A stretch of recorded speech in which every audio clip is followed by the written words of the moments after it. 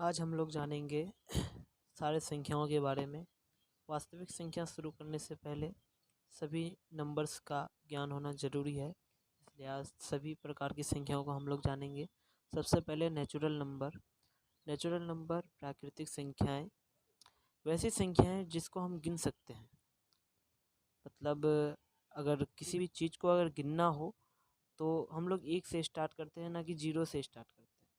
इसलिए natural number हमेशा एक से स्टार्ट होती है और जहाँ तक हम लोग गिन सकते हैं वो नेचुरल नंबर है। और पूर्ण संख्या कौन सी होती है? तो वैसी संख्या है जिसमें शुरुआत जीरो से हो। मतलब प्राकृतिक संख्या के शुरुआत में जीरो आ जाए तो वो पूर्ण संख्या कहलाती है, होल नंबर कहलाती है। इंटीजर नंबर, इंटीजर यानी कि पूर्णांक। पूर्णांक यानी कि गोटा गोटी संख्या जो दशमलव के रूप में ना हो। दशमलव के रूप में यानी कि पॉइंट पॉइंट के रूप में ना हो, जैसे कि 0 कुछ होता है और भी कुछ। मतलब पॉइंट में जो संख्या ना हो वो पूर्णांक होता है। जैसे कि माइनस भी हो सकता है, प्लस भी हो सकता है, जीरो भी एक गोटा गोटी संख्या है। तो वैसी संख्याएं जो पॉइंट में ना हो यानी कि दशमलव में ना हो वो संख्या पूर्णांक कहलाती है। और अभाज्य संख्या हम लोग जानेंगे क्या है। अभाज्य संख्या बहुत कोई समझता है कि एक होता है, लेकिन एक अभाज्य संख्या नहीं है। मतलब अभाज्य संख्या वो संख्या होती है, वैसी संख्या है जिसका गुणनखंड दो ही अंक हो। एक तो वो खुद जो संख्या है वो, और एक उसका गुणनखंड हो। तो यानी कि दो, अगर दो हम लोग लेते हैं, दो दो खुद से कटता है और एक से कटता है। इसके अलावा और कोई भी नंबर से नहीं कटता है। 5 ले लेंगे, 3 ले लेंगे, तो सबसे छोटी अभाज्य जो संख्या है वो दो होती है, क्योंकि एक एक जो है एक पूर्णांक है, एक सिर्फ एक ही से कटता है, इसका एक ही गुणनखंड होता है। भाज्य संख्या कैसी संख्या है? तो वो संख्याएं जो एक और खुद के अलावा किसी और भी अंक से भाग लग जाए वो भाज्य संख्या कहलाती है। तो सबसे छोटी भाज्य संख्याएं हम लोग दो समझते हैं, लेकिन दो नहीं होता है, क्योंकि दो एक और खुद के अलावा और किसी से नहीं कटता है। तो सबसे छोटी भाज्य संख्या जो है वो 4 होती है। चार चार का गुणनखंड हम लोग अगर करेंगे तो 2 होगा, 4 होगा और 1 होगा। 4 और 1 के अलावा यहाँ पर देखिए 2 भी आ गया, तो 2 आ गया, इसलिए ये भाज्य संख्या है। मतलब दो गुणनखंड के अलावा एक और जो संख्या वो है वो खुद के अलावा एक और गुणनखंड आ गया 2, तो ये हम लोग भाज्य संख्याएं हैं। वैसे और भी संख्या हैं, जैसे कि 12 हो गया। 12 12 से तो कटता है, एक से भी कटता है, और 2 से कटता है, 6 से कटता है, 3 से कटता है। तो एक और खुद के अलावा और भी 3 इसके गुणनखंड हैं, तो इसलिए ये भी भाज्य संख्या होगी। मतलब सिंपल भाषा में कहें तो भाज्य संख्या वो संख्या होती है जो एक और खुद जो संख्या है उसके अलावा और भी किसी संख्या से कटे तो वो भाज्य संख्या होती है। सम संख्या, सम संख्या किसे कहते हैं? Even number. वैसी संख्या जो दो से विभाज्य यानी कि दो से वो कट जाए। जो संख्या दो से कट जाए वो सम संख्या कहलाती है। जैसे कि दो सबसे छोटी सम संख्या है हम लोगों का दो, उसके बाद 4, उसके बाद 6, 2 के अंतराल में जा रहा है। मतलब दो से जो संख्याएं कट जाए वो सम संख्या कहलाती है। 4 2 से कटता है, 2 दूना 4, उसके बाद 6 भी कटता है।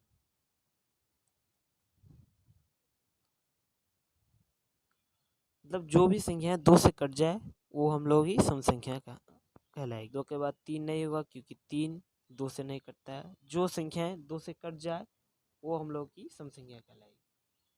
कोई दिक्कत?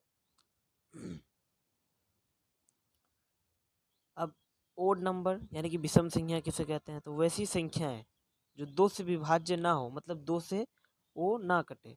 जो संख्या दो से ना कटे वो संख्या विषम संख्या कहलाती है। तो सबसे छोटी विषम संख्या 1 है, उसके बाद 3, 3 के बाद 5, 7, 9, 11, 13, 15 चलते जाएगा। और भी जो संख्याएं दो से ना कटे यानी कि दो से विभाज्य ना हो वैसी संख्याएं विषम संख्या कहलाती है। अब बात करते हैं हम लोग डेसिमल नंबर पर। तो डेसिमल नंबर, डेसिमल यानी कि दशमलव संख्या, दशमलव दशमलव संख्या। तो दशमलव संख्या तो हम लोग जानते ही हैं। और दशमलव संख्या भी दो तरह के होते हैं, एक होता है टर्मिनेटिंग और एक होता है नॉन टर्मिनेटिंग। टर्मिनेटिंग मतलब समाप्त, जो समाप्त, नॉन टर्मिनेटिंग होता है गैर समाप्त। तो टर्मिनेटिंग नंबर कैसी संख्या होती है उस पर भी हम लोग चर्चा कर लेते हैं।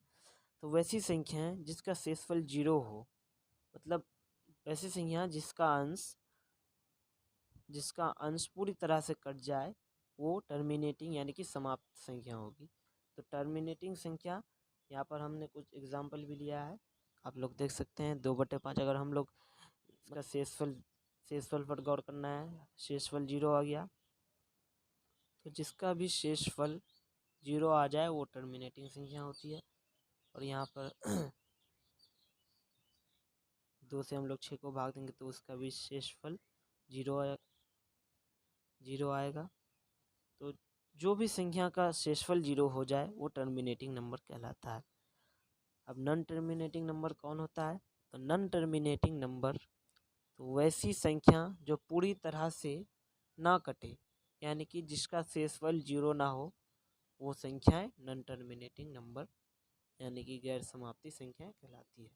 तो कुछ एग्जाम्पल हमने लिया है, 2/3 वैसी संख्याएं जो समाप्त ना हो, जिसका शेषफल 0 ना हो।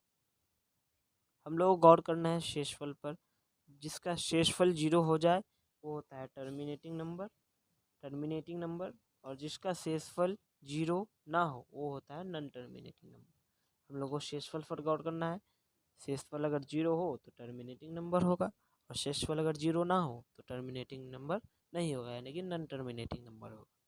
अब नॉन टर्मिनेटिंग नंबर भी दो तरह के होते हैं, ये बहुत ही इम्पोर्टेंट है आप लोगों के क्वेश्चन के हिसाब से। अगर हम लोग बात करें अकॉर्डिंग टू क्वेश्चन, आप लोग ये ऑब्जेक्टिव में पूछे जाते हैं अक्सर, रिपीटिंग यानी कि आवर्ती और अनावर्ती आप लोग अक्सर पूछे जाते हैं। तो नॉन टर्मिनेटिंग नंबर दो तरह के होते हैं, पहला होता है रिपीटिंग नंबर आवर्ती संख्या, और दूसरा होता है नॉन रिपीटिंग यानी कि अनावर्ती संख्या। तो रिपीटिंग नंबर कौन से होते हैं? तो वैसी संख्या जिसको भाग देने पर कोई एक संख्या रिपीट हो। जैसे यहाँ पर हम लोग ने भाग दिया है 3 से 20 को भाग दिया, तो 6 18, फिर 2 आया, फिर 0 पॉइंट से 0 लिए, फिर 6 18, फिर 6 देखिए यहाँ पर रिपीट हो रहा है। अब जहाँ तक आप चलाते जाइएगा 6 रिपीट होगा, तो यहाँ पर इसका मतलब 6 का समंदर है। तो 6 पर हम लोगों ने 6 बार बार आता है, इसलिए हम लोग 6 पर बार कर देते हैं। तो आवर्ती संख्या कौन सी होती है? जिस पर बार हो वो संख्या आवर्ती होती है, यानी कि जो रिपीट हो रहा है, बार बार एक ही संख्या रिपीट हो रहा है भागा देने पर, तो वैसी संख्याएं आवर्ती संख्या यानी कि रिपीटिंग नंबर होता है। नाम से भी क्लियर है कि रिपीटिंग, तो जो संख्याएं रिपीट हो वो संख्या रिपीटिंग नंबर यानी कि आवर्ती संख्या कहलाती है। अब नॉन रिपीटिंग नंबर क्या होता है, जिसको हम लोग अनावर्ती संख्या भी कहते हैं। अनावर्ती संख्या मतलब वैसी संख्याएं जिसमें एक नंबर रिपीट ना हो। जैसे कि पाई का मान है 3.14, हम लोग यहीं तक लिखते हैं 3.14, उसके बाद और भी चलते जाता है, कोई अप्रोक्सीमेट वैल्यू होता है 3.14, उससे ज़्यादा भी चलते जाता है। तो यहाँ पर देखिए रिपीट नहीं हो रहा है कोई भी, एक है उसके बाद 4 आ गया, फिर से 1 आ गया, फिर 5 आ गया, फिर 9 आ गया, फिर 2 आ गया, फिर 6 आ गया, मतलब कोई भी एक संख्या रिपीट नहीं हो रहा है।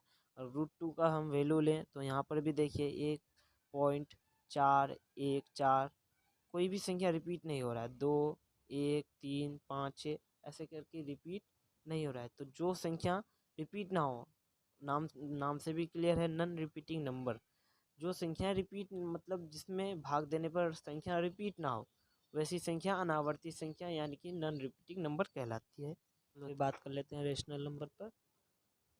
रेशनल नंबर वैसी संख्या है जो p/q के रूप में हो तथा q का मान 0 के बराबर ना हो, मतलब q नॉट इक्वल्स टू 0 हो, वो परिमेय संख्या कहलाती है। कुछ एग्जाम्पल ले लेते हैं हम लोग, जैसे 2/3 हो गया, यहाँ पर p जो है वो 2 हो गया, 3 जो है वो q हो गया, और q देखिए q का मान 0 के बराबर नहीं हो, मतलब यहाँ पर 1/0 ऐसे नहीं होगा, ये अनंत हो जाएगा। ये अपरिभाषित है। क्यू का मान 0 के बराबर नहीं होना चाहिए। अब बात कर लेते हैं हम लोग इरेशनल नंबर यानी कि अपरिमेय संख्या पर। तो अपरिमेय संख्या है वैसी संख्या जो p बाई क्यू के रूप में ना हो, जिसे हम p बाई क्यू के रूप में ना लिख सके, वैसी संख्या अपरिमेय संख्या कहलाती है।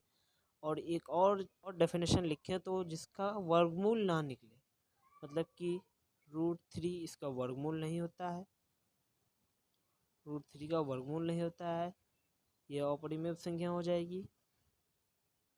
इसका वर्गमूल ना निकले वो वैसी संख्या अपरिमेय संख्या कहलाती है। √4 है तो √4 का वर्गमूल निकलता है 2, तो ये ऐसी संख्या परिमेय संख्या होती है। परिमेय संख्या अब आप लोग बोलेंगे कि 2 है p बाई क्यू के रूप में कहा, तो नीचे हमेशा एक छुपा हुआ रहता है, इसलिए ये संख्या परिमेय संख्या होगी। p बाई क्यू के रूप में है और q का मान 0 के बराबर नहीं है, तो ऐसी संख्या परिमेय संख्या कहलाएगी।